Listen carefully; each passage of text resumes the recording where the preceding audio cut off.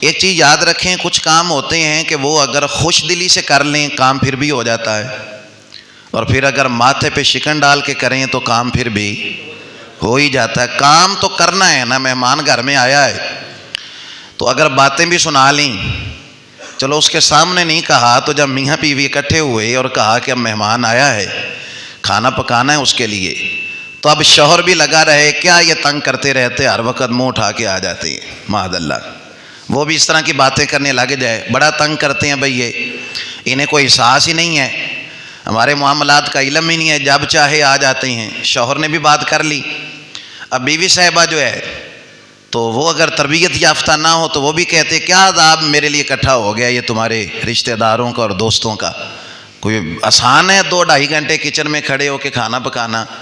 اچھا، بیوی صاحبہ نے بھی بات کر لی اور خامند نے بھی بات کر لی، 500,000 جڑا لگنا سی وہ تے لگنا ہے، جو لگنا تھا وہ لگے گا۔ اب بات کر لی، کھانا ان کو دے بھی دیا، مہمان کھانا کھا کے چلا گیا، کام کرنا تھا نا مہمان کے آنے پر، باتیں سنا کے بھی وہ کام ہو گیا۔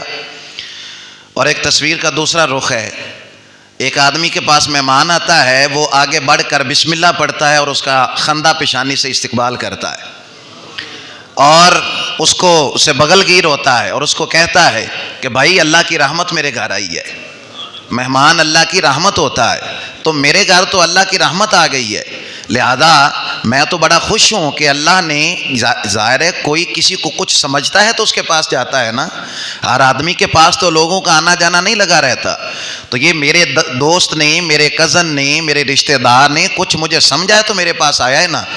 اب مہمان آ کے بیٹھا، بیوی صاحبہ، اب وہ پہلی والی بیوی کا کردار اور اس بیوی کا کردار کیا ہے؟ اس نے کہا مہمان آ گئے ہیں، اس نے کہا بڑی بات ہے، مہمان ہمارے گھر تشریف لائے ہیں، میں اچھا کھانا پکاؤں گی۔ خامند کی عزت میں ہی بیوی کی عزت ہوتی ہے، تو کھانا اچھا ہوگا تو مہمان کھا کر جائیں گے تو وہ بات تو کریں گے نا۔ کتنی سلیقہ شعار ہے، کتنی تربیت یافتہ یہ خاتون ہے جس نے اتنا عمدگی سے کھانا ہمارے لیے چنا۔ مہمان تنگ لوگوں کے گھر چ بھی کھانا کھا کے چلا گیا اور خوش اخلاق لوگوں کے گھر سے بھی کھانا کھا کے چلا گیا۔ اب دل پہ ہاتھ رکھ کے بتائیے کہ 500,000 جو لگنا تھا وہ ان کا بھی لگا اور ان کا بھی لگا، لیکن جنہوں نے مہمان کی رسپیکٹ کی ہے نا، تو یہ جو اخلاق کا ایک بہترین طریقہ ہے کہ کسی آنے والے کی او بھگت کرنا، اس کو اللہ نے قرآن میں بھی بیان کیا ہے، مدینے والے نے اپنے فرامین میں بھی بتایا ہے۔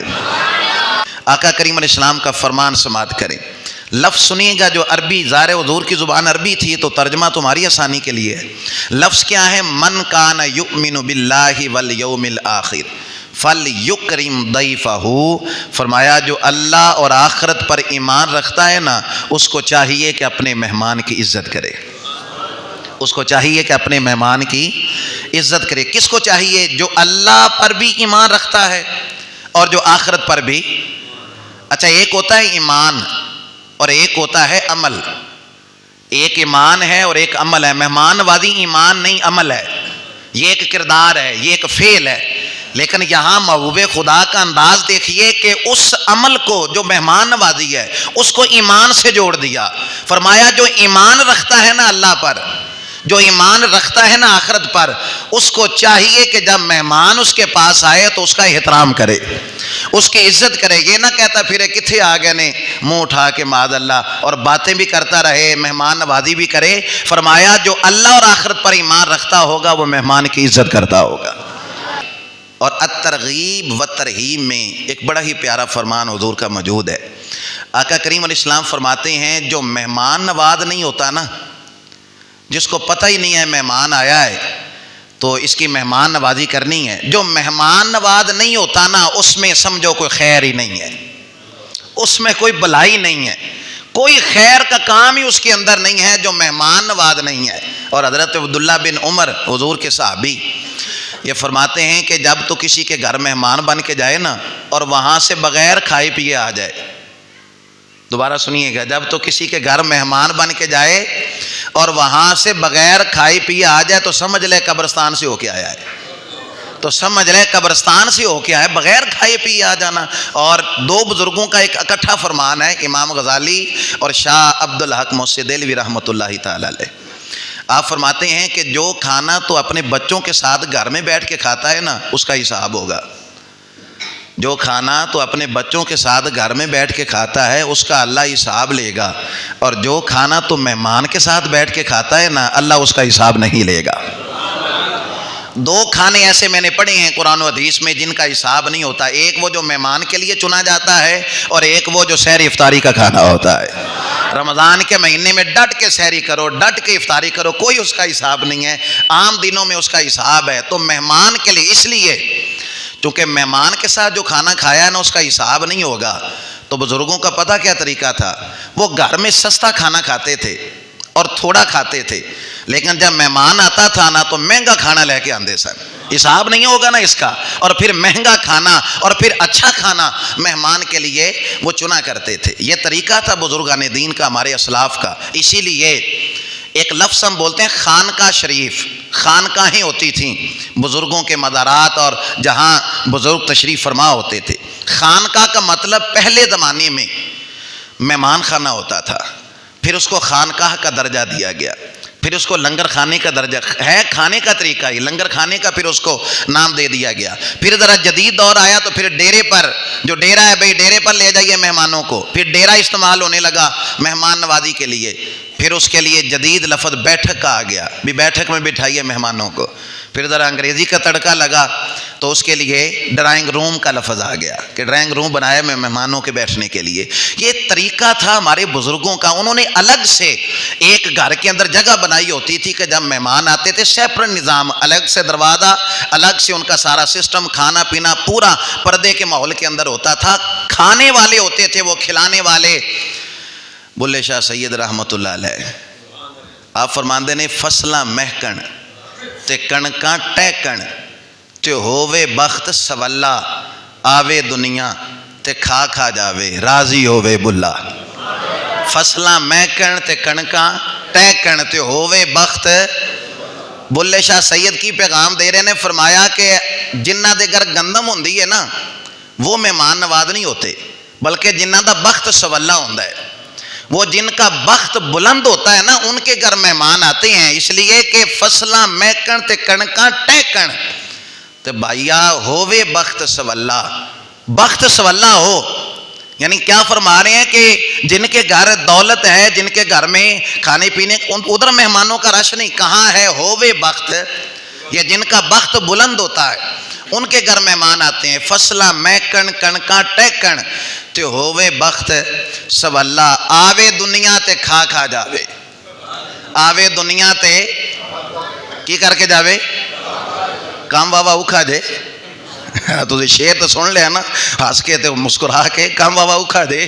مہمان بڑھنا سوکھا ہے اور میزبان بڑھنا ذرا اوکھا کام ہے۔ لیکن بلے شاہ سید کیا پیغام دیا، قرآن و حدیث کا نچوڑ، پنجابی لوگ ہیں نا ہم، تو پھر بلے شاہ کا تڑکا نہ لگے تو پھر موضوع مکمل ہی نہیں ہوتا۔ فصلاں مہکن تے کਣکاں ٹہکن تے ہووے بخت سولا، آوے دنیا تے کھا کھا جاوے راضی ہووے بلا۔ بلے سے مراد راضی ہوئے کھلان والا، جو کھلا رہا ہے نا، جو میزبان ہے وہ خوش ہوتا ہے، جس کا بخت بلند ہوتا ہے مہمان کے آنے پر وہ خوش ہوا کرتا ہے۔ اور فرمان سنیے، اور یہ حدیث جو ہے نا آپ کو خوش کر دے گی۔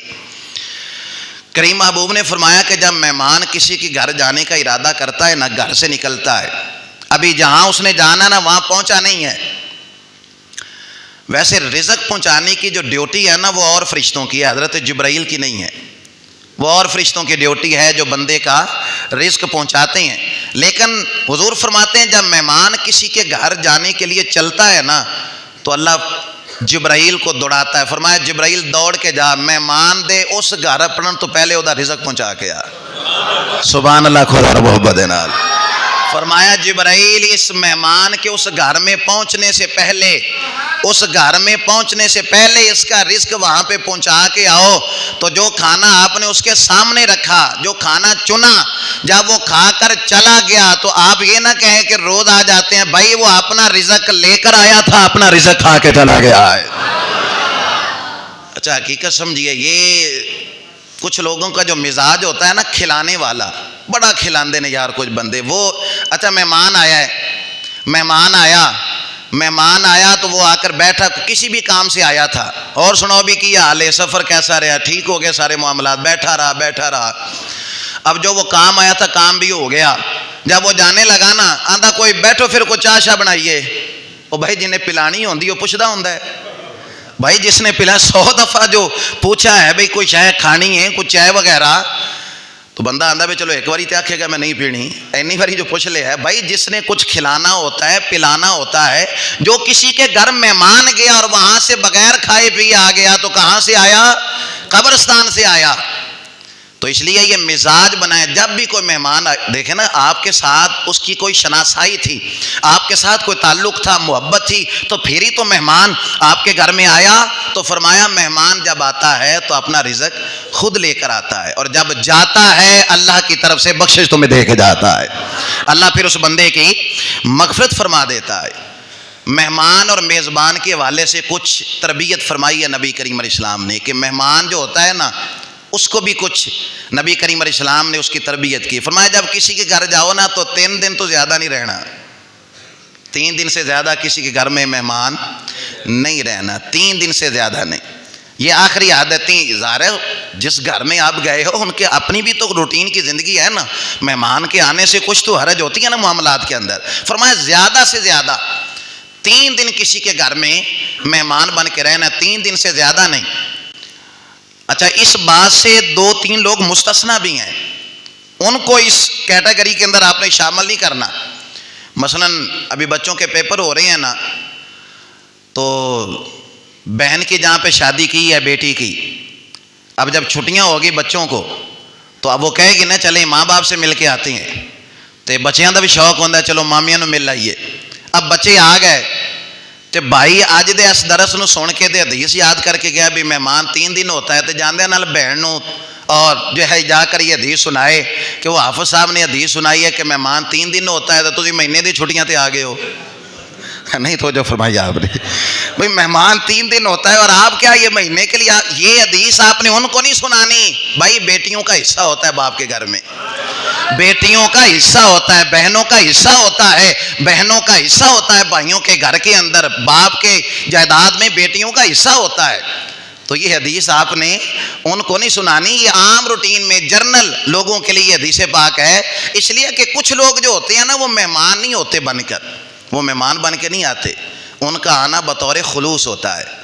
کئی دفعہ ہوتا نہیں کہ آپ کہتے ہیں کہ یار رک جائیں, آج کا دن آپ اور ٹھہر جائیں ہمارے پاس اور رک جائیں, لیکن آخری حد کیا ہے 3 دن تک, اس سے زیادہ رکنے کی اجازت نہیں. لیکن اسلام گنجائش بھی تو دیتا ہے نا, آپ مہمان بن کر آئے کسی کے پاس, لیکن اس کے معاملات میں کوئی حرج نہیں. آپ کسی کام سے آئے تھے, وہ 10 دن کا کام تھا, وہ 15 دن کا کام تھا, جس جگہ پہ آپ گئے تو آپ کسی کام کے سلسلے میں گئے اور اپنے اس تعلق والے کے ہاں آپ ٹھہر رہے ہیں, تو اس کے معاملات میں کوئی حرج نہ ہے, تو 3 دن سے زیادہ آپ ٹھہر سکتے ہیں.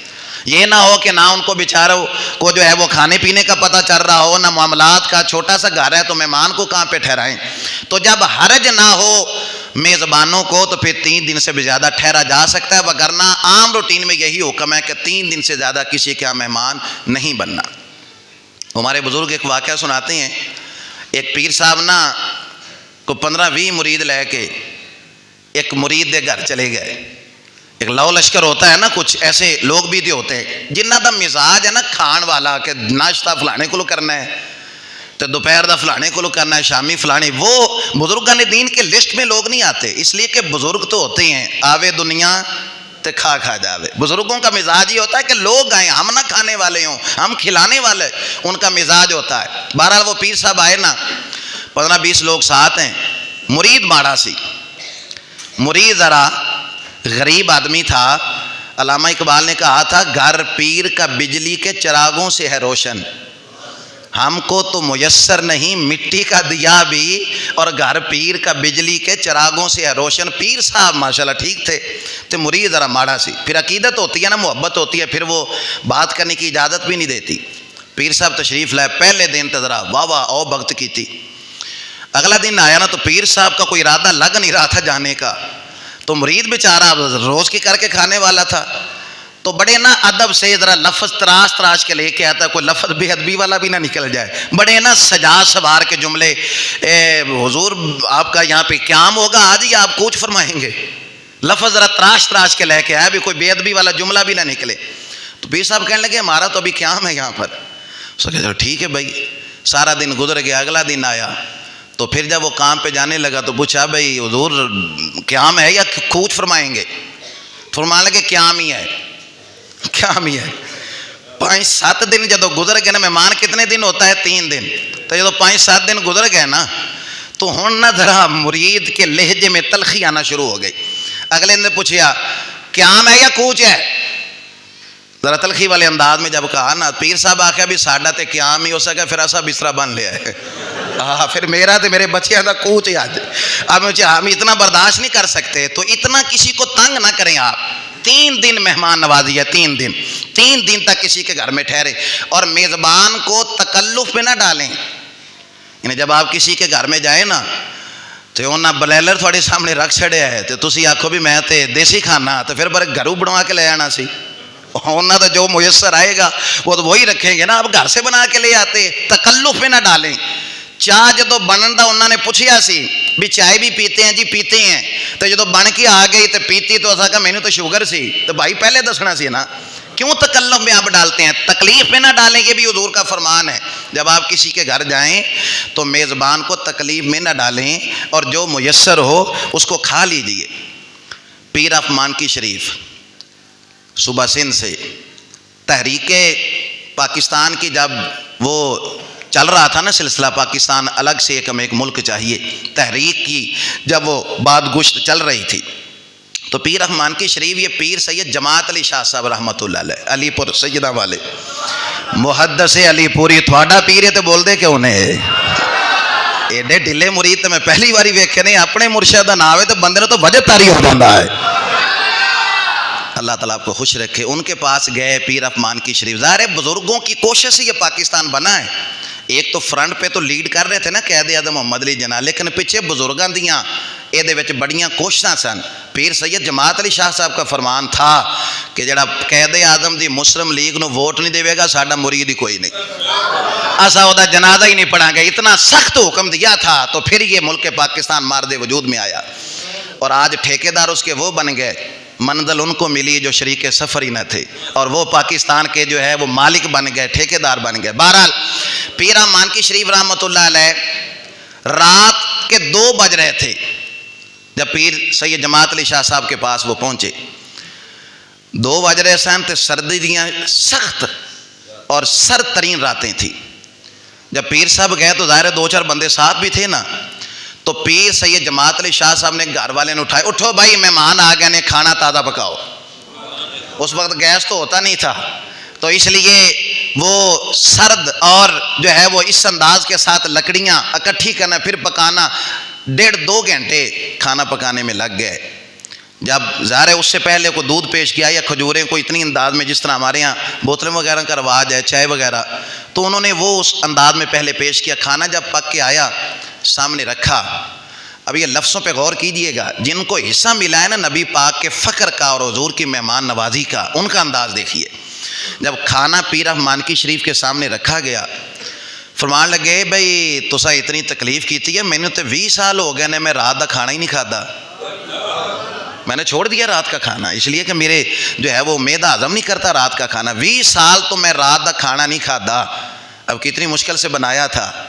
اب پیر سید جماعت علی شاہ صاحب کا جواب سنیے گا۔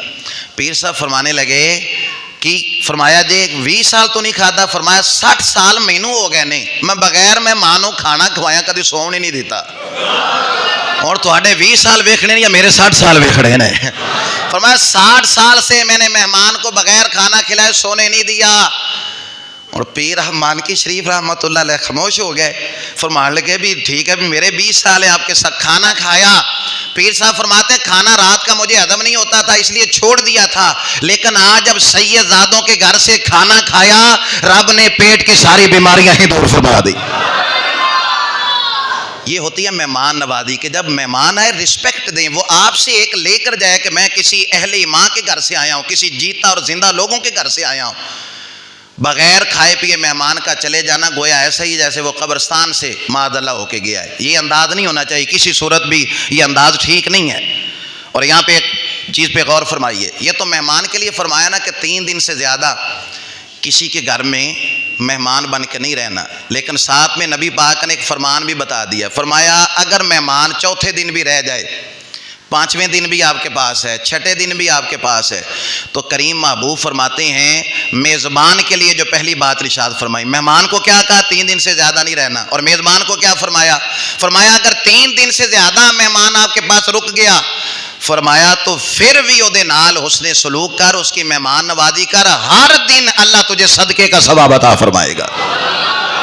یعنی جتنے دن وہ 3 دن سے زیادہ رہے گا تو وہ اتنے دن تمہیں اللہ صدقے کا ثواب عطا فرمائے گا, صدقے کا. اور میزبان کے لیے ایک بات اور بھی ارشاد فرمائی, میزبان کے لیے جو جملہ ارشاد فرمایا, ایک تو کیا فرمایا کہ 3 دن سے زیادہ اگر وہ ٹھہرتا ہے تو فرمایا کہ اس کی اگر آؤ بھگت کرتے ہو تو فرمایا تمہیں صدقے کا ثواب. اور میزبان کو فرمایا کہ پہلے دن, 3 دن مہمان نوازی ہے نا, تو پہلے دن کا جو کھانا ہے, اور پہلے دن سے مراد 3 وقت کا کھانا, صبح دوپہر شام کا, وہ اعلیٰ قسم کا ہونا چاہیے, ذرا عام روٹین سے ہٹ کے. اس لیے مہمان جائیں تو گوشت وغیرہ پکتا ہے, تو عام روٹین سے ہٹ کے پہلے دن مہمان کو کھانا دیا جائے, اگلے 2 دن وہ کھانا دیا جائے جو عام روٹین میں گھر کے اندر پکتا ہے.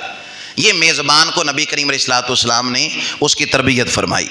آخر میں حدیث سماعت کیجئے گا, نبی کریم علیہ الصلوۃ والسلام فرماتے ہیں جو میرے مدینے میں آیا اور میرا مہمان بنا, آخری حدیث تے بڑی سونی حدیث, جو مدینے میں آیا وہ میرا مہمان ہے, اور مدینے میں اگر اس کو کوئی تکلیف پہنچی وہ صبر کرے, تو فرمایا میں اپنے مہمان کی پتہ کس طرح مہمان نوازی کروں گا. فرمایا جب قیامت کا دن آئے گا, وہ مہمان جو مدینے میں آیا میرا مہمان بنا اور اس نے مدینے میں ہونے والی کسی تکلیف پہ صبر کیا, فرمایا اس کی مہمان نوازی میں قیامت کے دن ایسے کروں گا کہ اس کا بازو پکڑ کے جنت میں لے جاؤں گا. اور بندا ہے کوئی خوشبخت انسان مدینے والے دا, کوئی قسمت والا بندا ہے مہمان مدینے والے دا. تو یہ تربیت تھی مہمان نوازی کے والے سے, ہمیشہ مدحت خیر الانام میں گزرے. دعا ہے یہ عمر درود و سلام میں گزرے.